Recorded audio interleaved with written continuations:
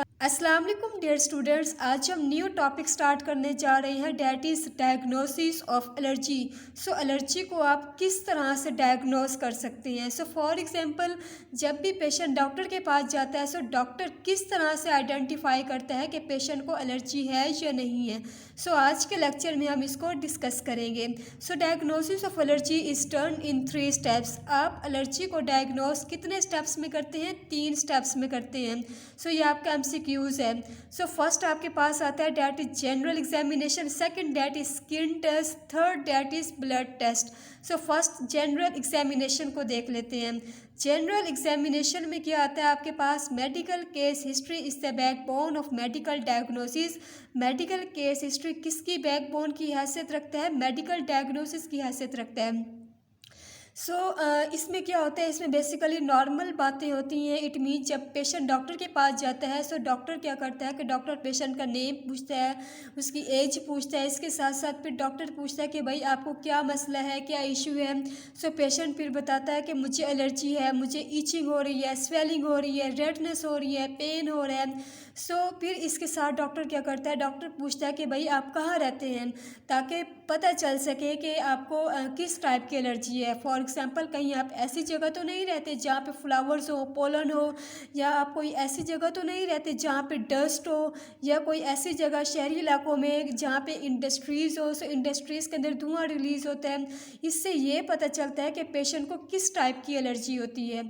सो general examinations include, इसके अंदर क्या क्या चीज़ें इंक्लूड होती हैं। फर्स्ट आपके पास आता है एज, जेंडर, मेल है या फीमेल है, type of environment where he lives, तो type of environment where he work. So इसके साथ साथ डॉक्टर एलर्जी की सिम्टम्स भी देख के बता देता है कि आया कि पेशेंट का किस टाइप की एलर्जी है।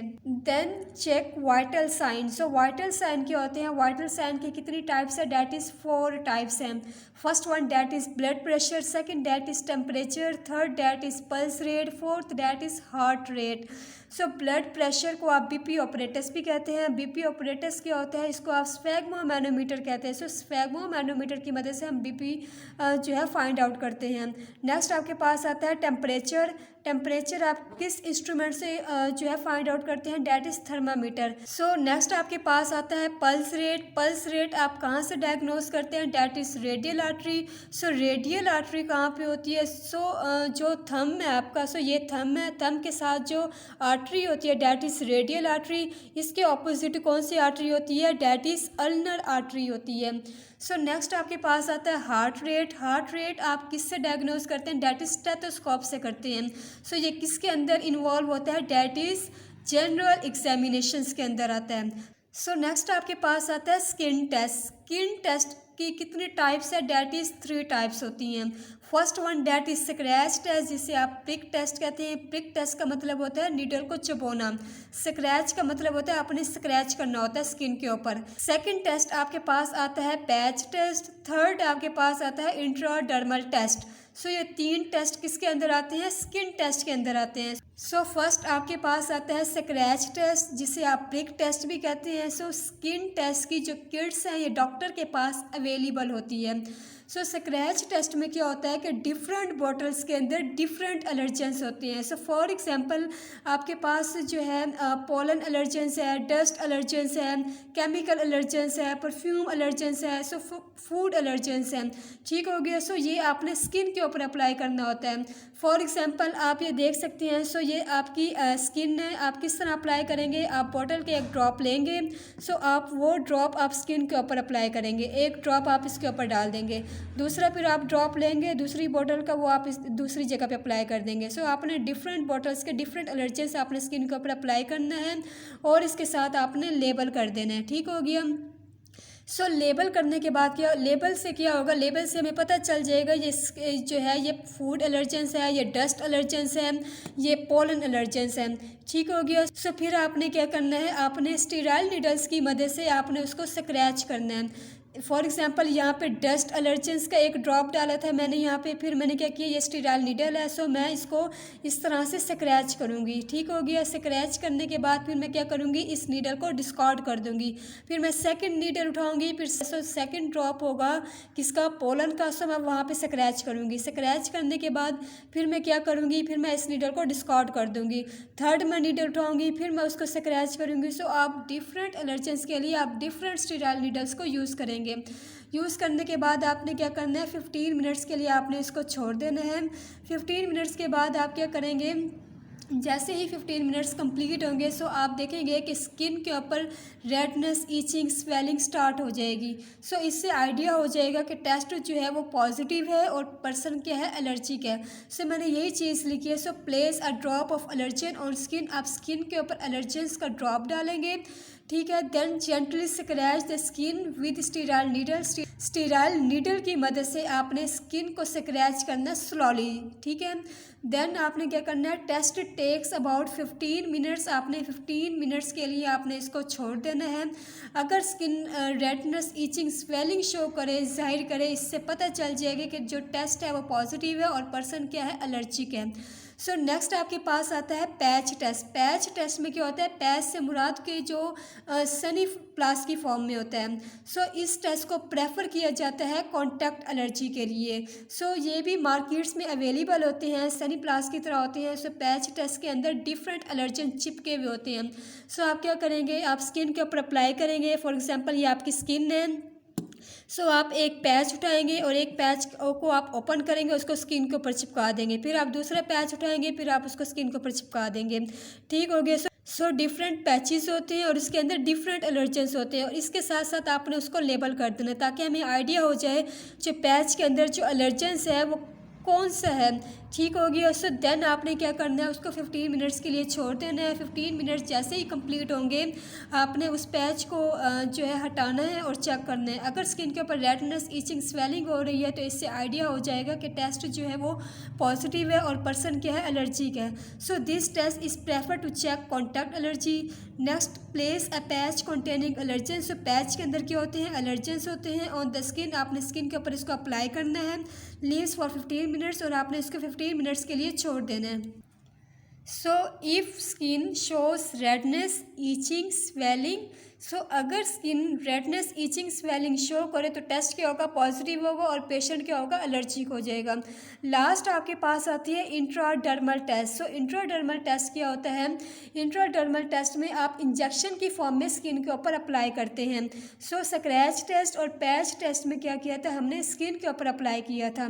इसमें क्या करना होता है, इंजेक्शन की फॉर्म में अप्लाई करना होता है। सो आपने एलर्जेंस लेना है और उसको मिक्स करना है किसके साथ, सॉल्वेंट के साथ। सॉल्वेंट कैसा होना चाहिए, फैट सॉल्युबल होना चाहिए। क्यों, क्योंकि हमें पता है कि जो सेल होती है, सेल की मेम्ब्रेन जो है वो लिपिड से बनी होती है ताकि ये इजीली क्रॉस हो जाए। देन आपने क्या करना है, take 0.1 ml of this allergen solutions and inject into dermis, epidermis. So हमें पता है स्किन की कितनी लेयर्स होती हैं, डैट इज़ 3 लेयर्स होती है। First one that is epidermis, second that is dermis, third that is hypodermis. Hypodermis also known as subcutaneous हो गया। सो आपने एलर्जेंस लेना है, एलर्जेंस को मिक्स किया सॉल्वेंट के साथ। सॉल्वेंट ईथर हो सकता है, एसीटोन हो सकता है।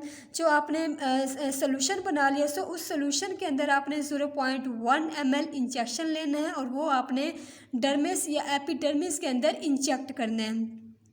ठीक हो गया। सो इंजेक्ट करने के बाद फिर क्या होगा कि स्किन जाहिर हो जाएगी। अगर रेडनेस, स्वेलिंग, ईचिंग हो रही है तो इट मीन्स टेस्ट पॉजिटिव है और पेशेंट क्या है, एलर्जिक है। ठीक हो गया। सो ये किसके अंदर आता है, डैट इज स्किन टेस्ट के अंदर आता है। थर्ड स्टेप आपके पास आता है that is blood test. So blood test की कितनी टाइप्स है, that is 2 types. First one that is RAST, जिसे आप रिया भी कहते हैं। Second that is ELISA. So ELISA most important है। रास्ट स्टैंड फॉर क्या होता है, आर से रेडियो, ए से अलर्जो, एस से सॉर्बेंट, टी से testing. So radio allergo sorbent testing, also called R से रेडियो, आई से इम्यूनो, ए से एसे। सो इसको आप रेडियो अलर्जो सॉर्बेंट टेस्टिंग भी कहते हैं और रेडियो इम्यूनो एसे भी कहते हैं। ये आप कब यूज़ करते हैं? जब फूड एलर्जी हो। सो फूड एलर्जी को डिटेक्ट करने के लिए आप रास टेस्ट को परफॉर्म करते हैं। सो सेकंड टेस्ट आपके पास आता है, that is ELISA. ELISA stand for enzymes linked immunosorbent assay. So E से एंजाइम, एल से लिंक्ड, आई से इम्यूनो, एस से सॉर्बेंट, ए से assay. Also called enzyme immuno assay. इसको आप एंजाइम लिंक्ड इम्यूनोसॉर्बेंट एसे भी कहते हैं और एंजाइम इम्यूनो एसे भी कहते हैं। इसमें क्या होता है, इसमें फॉर एग्जांपल आप पेशेंट का ब्लड लेते हैं। सो पेशेंट के ब्लड के अंदर एंटीजन है या एलर्जेंस है। आपने एक पेट्री डिश ली, पेट्री डिश लेने के बाद क्या किया, आपने उस पेट्री डिश के अंदर ब्लड डाला। सो फॉर एग्जांपल मैं आपको ड्रॉ करके दिखाती हूँ। ये आपके पास पेट्री डिश है और आपने जब इसके अंदर ब्लड डाला, सो ये आपके पास है एंटीजन। ठीक हो गया। ये इलाइजा की जो किट है ये मार्केट में अवेलेबल होती है। इसके अंदर प्राइमरी एंटीबॉडीज़ होती है, सेकेंडरी एंटीबॉडीज़ होती है, इसके साथ साथ एक केमिकल ये सब्सटेंस होता है। अब आपके पास ये पेट्री डिश है, आपने ब्लड जो है वो पेट्री डिश के अंदर डाला। ब्लड के अंदर क्या था, एंटीजन था। अब आपने किट यूज़ करनी है। पहले आपने प्राइमरी एंटीबॉडीज़ डालनी है। सो प्राइमरी एंटीबॉडीज़ इस टाइप की होती है।